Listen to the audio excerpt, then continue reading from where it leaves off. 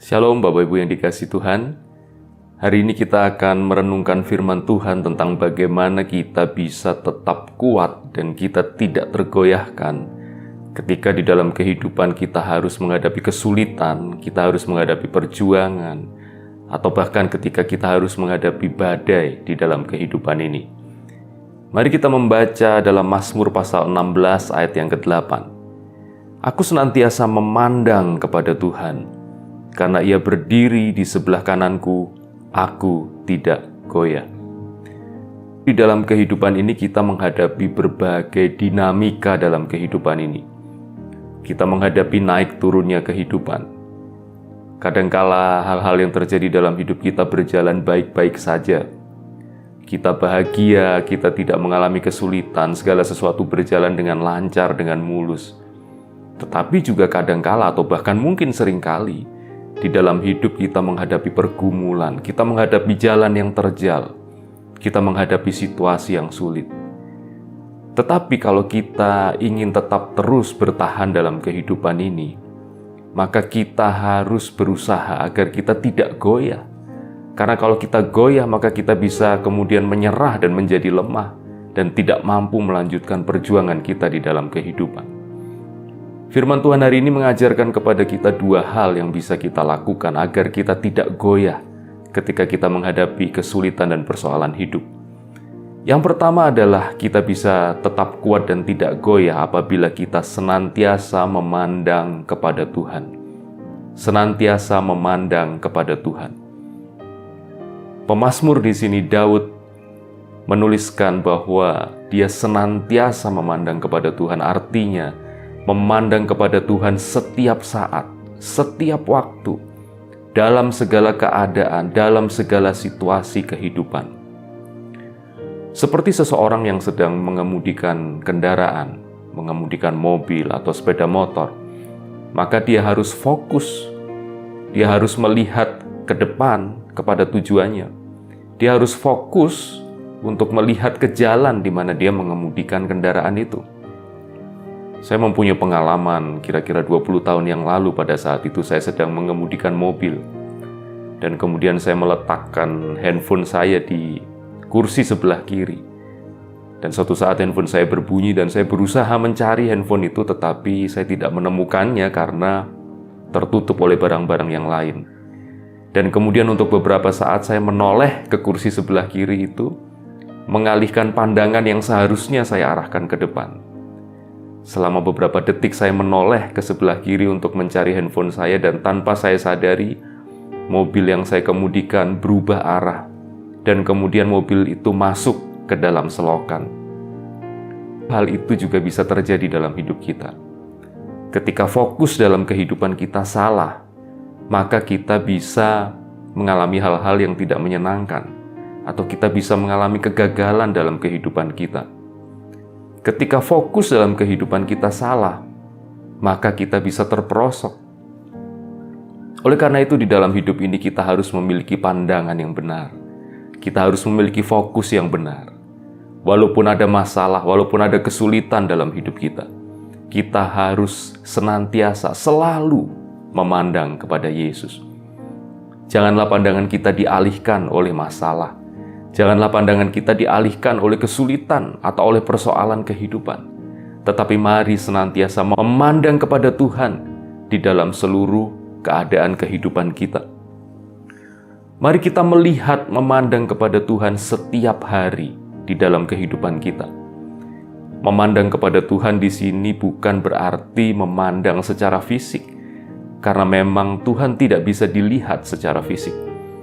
Memandang kepada Tuhan di sini artinya memandang kepada Dia di dalam pikiran kita, di dalam hati kita, di dalam jiwa kita. Artinya kita selalu memikirkan kebaikan Tuhan. Kita selalu mengingat kasih Tuhan kepada kita. Kita selalu memikirkan dan mengingat kuasa dan kebesaran Tuhan yang senantiasa bekerja di dalam kehidupan kita. Memandang kepada Tuhan dengan hati kita, dengan jiwa kita, dengan pikiran kita. Memandang kepada Tuhan juga bisa berarti bahwa kita selalu berharap kepada Tuhan. Kalau kita berharap kepada manusia, maka seringkali manusia mengecewakan kita. Kalau kita berharap kepada diri kita sendiri, maka kadangkala kita menghadapi masalah yang lebih besar daripada kemampuan kita. Sehingga kita pun akan kecewa ketika kita berharap kepada diri sendiri. Ketika kita berharap kepada karir, kepada jabatan kita, maka kadangkala karir atau jabatan kita tidak bisa menjadi jawaban untuk persoalan kita. Tetapi kalau kita berharap kepada Tuhan, kita tidak akan pernah dikecewakan. Kalau kita berharap kepada Tuhan, maka Tuhan akan selalu menunjukkan kasih dan kuasa serta kebesarannya di dalam kehidupan kita. Yeremia pasal 17 ayat 7 mengatakan demikian, "Diberkatilah orang yang mengandalkan Tuhan, yang menaruh harapannya kepada Tuhan." Bapak Ibu, jika kita memandang kepada Tuhan, jika kita menaruh harapan kita kepada Tuhan, maka kita tidak akan tergoyahkan. Walaupun kita menghadapi kesulitan dalam hidup, walaupun kita menghadapi masalah dalam hidup, walaupun kita menghadapi pergumulan dalam hidup, tetapi kita akan tetap bisa menikmati damai sejahtera dan sukacita dalam kehidupan kita apabila kita selalu memandang kepada Tuhan, mengingat, memikirkan kasih dan kebaikannya, menaruh pengharapan kita kepada Dia. Memandang kepada Tuhan akan membuat suatu perbedaan yang besar dalam hidup kita. Kalau kita memandang kepada tempat yang salah, maka kita bisa berputus asa, kita bisa patah semangat. Tetapi ketika kita memandang kepada Tuhan, maka kita akan memperoleh kekuatan yang baru, kita akan memperoleh semangat yang baru, kita akan memperoleh pengharapan yang baru untuk menjalani kehidupan kita. Karena itu mari kita memutuskan untuk mau selalu berfokus kepada Tuhan. Walaupun ada masalah yang kita hadapi, kita tetap berfokus dan memandang kepada Tuhan. Dan kita akan lihat bagaimana Tuhan akan bekerja secara ajaib di dalam kehidupan kita. Itu adalah hal yang pertama yang bisa kita lakukan agar kita tidak goyah menghadapi masalah dalam kehidupan, yaitu senantiasa, setiap saat memandang kepada Tuhan. Hal yang kedua, bagaimana kita bisa tetap kuat dan tidak goyah dalam kehidupan ini adalah apabila kita mengalami penyertaan Tuhan. Mengalami penyertaan Tuhan. Mazmur tadi mengatakan bahwa karena Tuhan berdiri di sebelah kananku, aku tidak goyah. Berdiri di sebelah kanan adalah sebuah bahasa puisi yang sering digunakan oleh orang-orang Ibrani untuk menggambarkan bahwa ada seseorang yang menjadi pelindung kita. Ada seseorang yang menjadi penasehat kita. Ada seseorang yang selalu menyertai kita, yang menjadi teman perjalanan kita. Ada seseorang yang menjadi pemandu kita. Ada seseorang yang selalu mendukung kita di dalam perjalanan kita. Itulah yang dimaksud dalam bahasa puisi Ibrani ketika mereka mengatakan bahwa ada seseorang yang berdiri di sebelah kanan kita. Dan itu yang dikatakan oleh Mazmur tadi, bahwa Tuhan berdiri di sebelah kananku. Artinya Tuhan selalu menyertai kita. Tuhan selalu melindungi kita. Tuhanlah yang menjadi teman perjalanan kita. Tuhanlah yang menjadi pemandu perjalanan kita, dan Dia yang selalu mendukung kita dalam perjalanan kita. Bagi Bapak Ibu, orang tua yang mempunyai anak kecil, atau yang dulu anak-anak kita masih kecil, kita bisa ingat bahwa ketika anak kita masih kecil, seringkali kita memegang tangan mereka, kita menggandeng tangan mereka, karena mereka belum cukup kuat, belum cukup terampil untuk bisa berjalan dengan aman. Terutama ketika anak-anak kita harus naik atau turun tangga, atau melewati jalan yang tidak rata, mungkin berbatu-batu, maka kita memegang tangan mereka dengan erat, supaya mereka tidak jatuh, supaya mereka tidak tersandung. Dan mereka bisa berjalan dengan aman, melewati tangga, melewati jalan yang terjal, walaupun mereka belum cukup kuat. Mengapa mereka bisa berjalan dan tidak jatuh? Karena ada kita, orang tua, yang lebih kuat, yang tangan kita lebih kuat, yang kaki kita lebih kuat, dan kita menggandeng mereka, sehingga mereka, anak-anak kita yang masih kecil itu, bisa berjalan dengan aman. Demikianlah gambaran ketika Tuhan berdiri di sebelah kanan kita. Tuhan memegang tangan kita, melewati jalan kehidupan yang terjal, melewati jalan kehidupan yang tidak mudah, yang berbatu-batu mungkin. Tetapi Dia memegang tangan kita. Dan tangan Tuhan yang kuat itulah yang memampukan kita untuk menghadapi jalan yang terjal dalam kehidupan ini, yang memampukan kita untuk tetap kuat, tetap melangkah, tidak digoyahkan oleh masalah. Bukan karena kita yang kuat, bukan karena kita yang hebat, tetapi karena ada tangan Tuhan yang kuat yang memegang tangan kita. Bapak Ibu, mari kita menyadari bahwa Tuhan selalu hadir dalam hidup kita. Sekali lagi Mazmur tadi mengatakan Tuhan berdiri di sebelah kananku. Artinya bahwa Tuhan selalu hadir dalam hidup kita. Memang Tuhan adalah Tuhan yang maha hadir. Tidak ada satu tempat pun di seluruh alam semesta ini di mana Tuhan tidak hadir di sana. Tetapi di dalam kehidupan kita anak-anaknya, Tuhan hadir secara khusus. Bukan sekedar kehadiran karena memang Dia maha hadir, tapi lebih dari itu. Tuhan hadir dalam hidup kita dalam pengertian Dia terlibat dalam hidup kita. Dia mengerti semua masalah dan pergumulan kita. Dia mau menopang kita, Dia mau mendukung kita ketika kita menghadapi situasi apapun dalam kehidupan kita. Tuhan hadir secara khusus di dalam kehidupan kita, anak-anaknya. Dan kehadiran Tuhan itu, penyertaan Tuhan itulah yang memberi kepada kita kekuatan, yang memberi kepada kita bimbingan dan panduan di dalam perjalanan kehidupan kita. Penyertaan Tuhan itu membuat kita tidak goyah ketika kita menghadapi masalah. Penyertaan Tuhan itu bisa kita rasakan di dalam hati kita. Roh Kudus menyertai kita senantiasa setiap waktu. Dan kita bisa menikmati, merasakan penyertaan Tuhan, penyertaan Roh Kudus itu di dalam hati kita. Penyertaan Tuhan juga bisa diwujudkan dalam karya Tuhan di dalam kehidupan kita. Firman Tuhan mengatakan bahwa segala sesuatu bekerja sama untuk mendatangkan kebaikan bagi orang-orang yang mengasihi Tuhan. Artinya bahwa segala sesuatu yang terjadi dalam hidup kita dipakai oleh Tuhan untuk kebaikan kita. Dan itu adalah bentuk wujud penyertaan Tuhan dalam hidup kita. Tuhan memberi kekuatan dalam hati kita, dan Tuhan juga memakai semua peristiwa dalam hidup kita untuk mendatangkan kebaikan.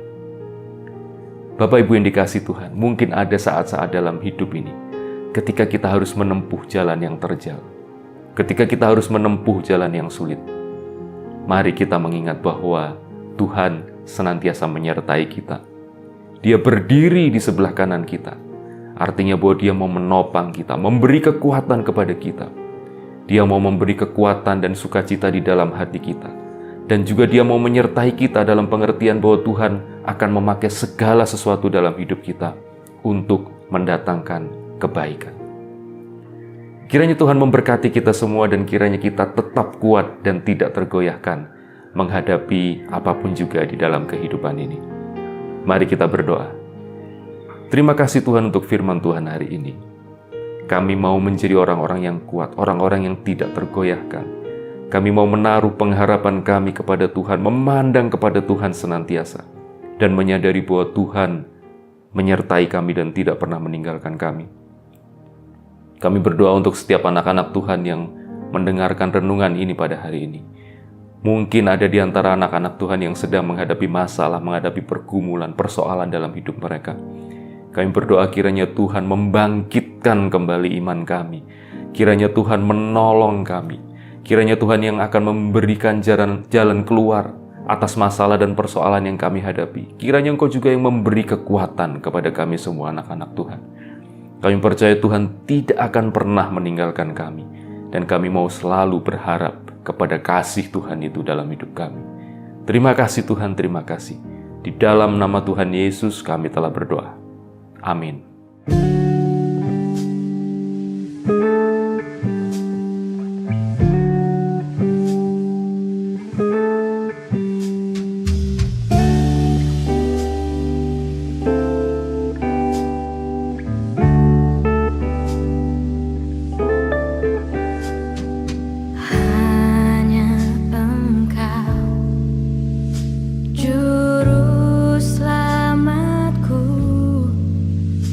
Tuhan, Kau setia.